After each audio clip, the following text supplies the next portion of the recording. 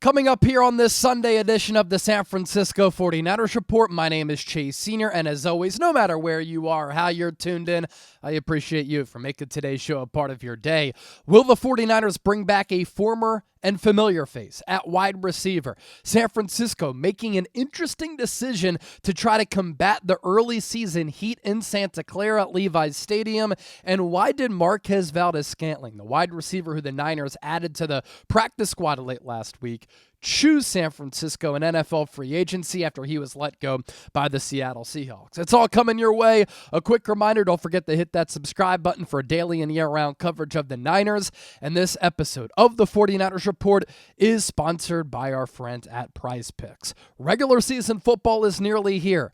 College football already underway. I've been loving watching all of these games throughout week one. It's been a blast to sit back, relax, and watch some college football. So don't miss any of the action this season on Prize Picks. Download the Prize Picks app today. Use the code CLNS to get $50 in lineups after you play your first $5 lineup. That's code CLNS to get $50 in lineups after you play your first $5 lineup. Prize Picks, run your game. Millions of people have signed up. This is the #1 daily fantasy sports app. You can get your picks in less than 60 seconds. You can win up to 2,000 times your money. Show me that you know ball. Test out your sports knowledge with Prize Picks. Safe and secure checkouts once you win, because I know that all of you are football savants, and all you have to do is choose more or less on 2 to 6 players on their projected stat lines for a game or a regular season, and you can win big-time money.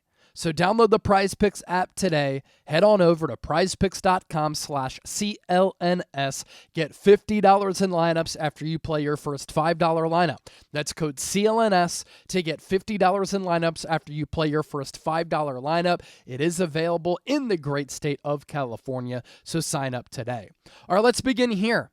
Free agent wide receiver Kendrick Bourne, who was let go by the New England Patriots, set to visit the San Francisco 49ers on Monday, queuing up a potential reunion with the team that he spent time with from 2017 through 2020. That, according to Jeremy Fowler of ESPN. Kendrick Bourne will also visit the Washington Commanders on Tuesday. And according to Matt Maiocco, the terms of a deal are in place if both sides can come to an agreement. The Niners have an offer, seemingly, that they are willing to give Kendrick Bourne.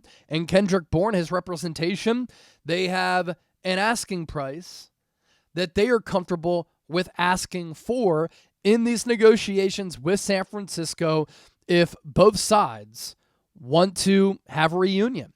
And it would be pretty interesting, because when Kendrick Bourne was with the 49ers as a UDFA beginning in 2017 through 2020.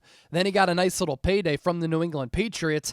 He was the young, spry, youthful wide receiver that saw this team go from a rebuild after it was teardown mode for John Lynch and Kyle Shanahan in 2017-2018.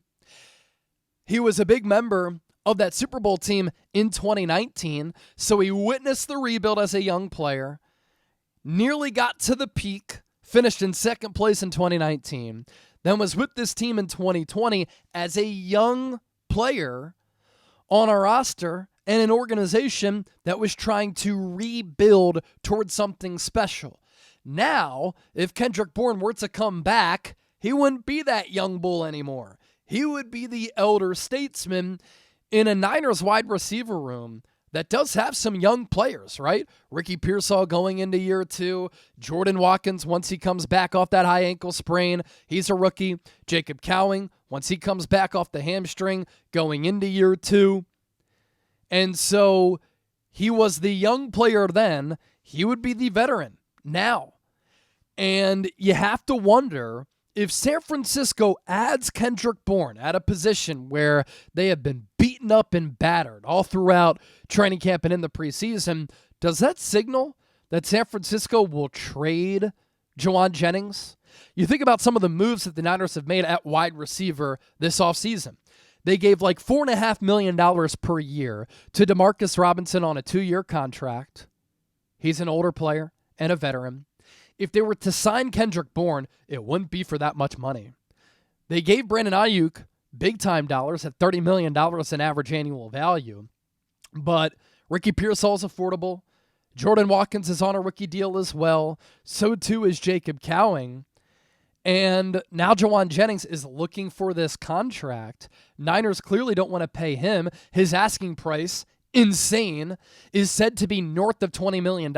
I'd give him 11 to 15. If he's asking for 20, sayonara, we'll see you later. That's just a ridiculous asking price for a guy who has one good year of production in his entire career to ask for Mike Evans type of money. And Mike Evans didn't sign that deal that long ago, and he's a future Hall of Famer. Jauan Jennings, I love you, but are you kidding me? And so you signed DeMarcus Robinson as a vet. If you sign Kendrick Bourne as a vet, they do some things that Jauan Jennings does pretty well. And JJ, looking for a new deal, if he gets that new contract, DeMarcus Robinson and Kendrick Bourne would come at a fraction of the cost of Jauan Jennings. And so this could be the Niners fiscally being responsible here, trying to cut costs or at least manage costs a little bit at that wide receiver position and replace Jauan Jennings if they trade him away with cheaper players who are veterans, who have been successful, who are good scheme fits for the Niners to make up for what the Niners could lose in Jauan Jennings. So let's keep that in mind. And let's monitor that as Kendrick Bourne set to make his visit with the Niners during this holiday weekend on this Monday. Now, Kendrick Bourne played his college football, Eastern Washington. Niners signed him as a UDFA, 6'1", 205, with San Francisco in 2017. Right away as a rookie, 34 targets, 16 catches, 257 yards, no touchdowns. Year 2, 2018, pretty impressive player. 42 grabs, 487 yards, 4 touchdowns. The year the Niners made it to the Super Bowl, 30 catches, 358 yards, 5 touchdowns. 2020, final year with the Niners, 49 catches, 667 yards, 2 touchdowns. He certainly made the most of his opportunities. And he goes to New England. He gets a nice solid payday from the Bill Belichick regime then. First year with the Patriots, 55 catches, 800 yards, 5 touchdowns. Pretty solid year for a really bad offense.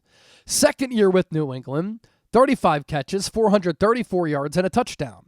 He was having a really good year in 2023. Then he tore his ACL. Only played 8 games. But in those 8 games, 37 catches, 406 yards, and 4 touchdowns. He was on pace for a career year. And then he comes back in 2024, and he starts 9 games, 38 targets, 28 catches, 305 yards, and a touchdown. It's said that the knee is in a good spot, but with this Mike Vrabel regime, we have seen New England get rid of a bunch of players who the Patriots either drafted, signed, or paid before Vrabel was there. Now that Vrabel is the new head coach of the Patriots, replacing Gerard Mayo, who was in over his skis, Vrabel is putting his fingerprints all across that organization as far as personnel goes for the most part. Different schemes that they're running as well. Josh McDaniels, funny enough, is back as offensive coordinator. And so Kendrick Bourne and others not a part of this new era of football for the Patriots. Could Kendrick Bourne join this current and new era of Niners football with San Francisco? We'll see. NBC Sports Bay Area's Matt Maiocco tweeted out that the San Francisco 49ers plan to wear their white jerseys during their early season home games to offset any potential heat at Levi Stadium. The Niners have never done this before. Regardless of the temperature, whenever the Niners are at home, they're wearing the scarlet red uniforms with gold pants and a gold helmet. When they wear the 1994 throwbacks, it's of course the same helmet, gold helmet, scarlet red jerseys with white pants and that awesome, clean black outline. And I think those should be the Niners home and away jerseys full time. They just look the best. But this means that we will see the Niners white primary jerseys in weeks 1, 2, 4, and 5.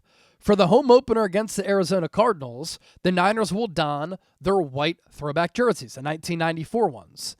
And here's the entire jersey schedule as of right now for San Francisco. So week 1 on the road against Seattle, white primary. Week 2 on the road against the Saints, white primary.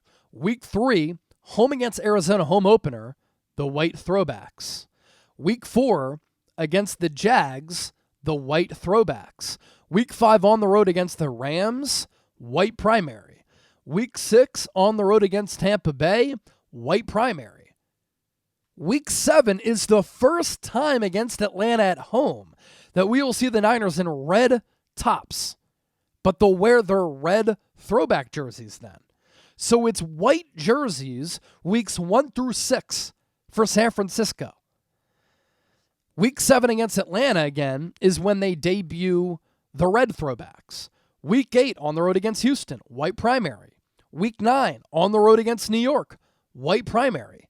Week 10 at home against the Rams, they're in the reds. Week 11 on the road against Arizona, white primary.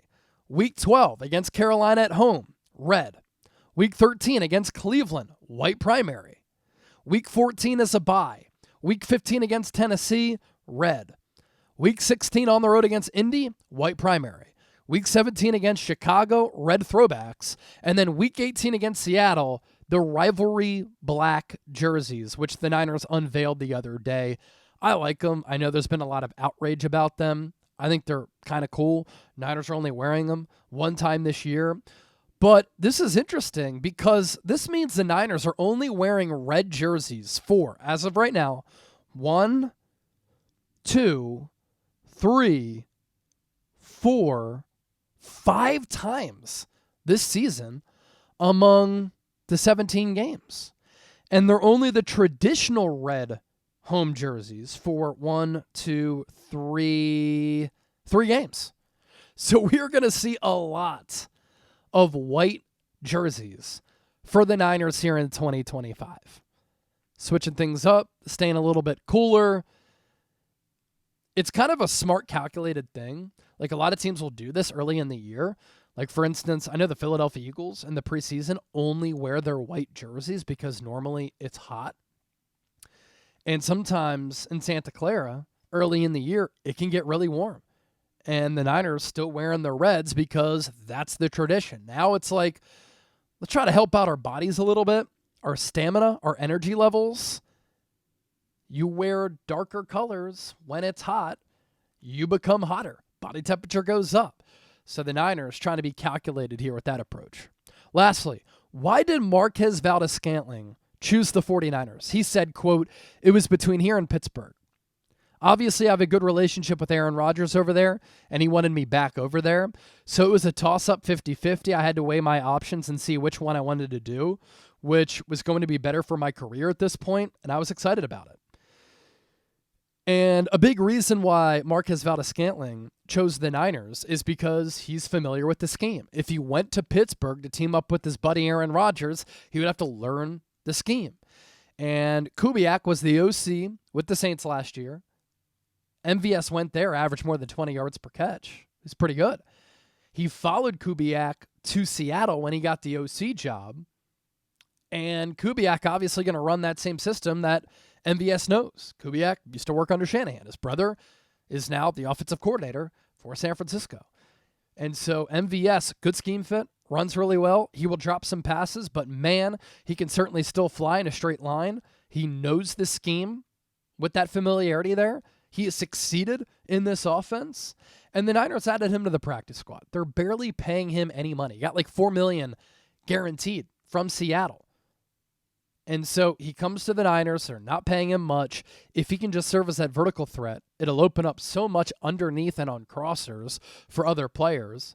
Kyle Shanahan said this offseason, we wanted to get faster at the wide receiver spot. Last year, what happened? They were one of the worst teams as far as separation numbers go across the entire NFL, and now they have some speedsters at the wide receiver spot. And I think that Marquez Valdes-Scantling will be able to help this ball club. So that is the Niners news on this Sunday, August 31st. Appreciate everybody for watching the show. Don't forget to hit that subscribe button. We'll have a preview for this Niners-Seahawks game coming out here in the next couple of days, so be on the lookout for that and more continuous Niners coverage right here on the 49ers Report.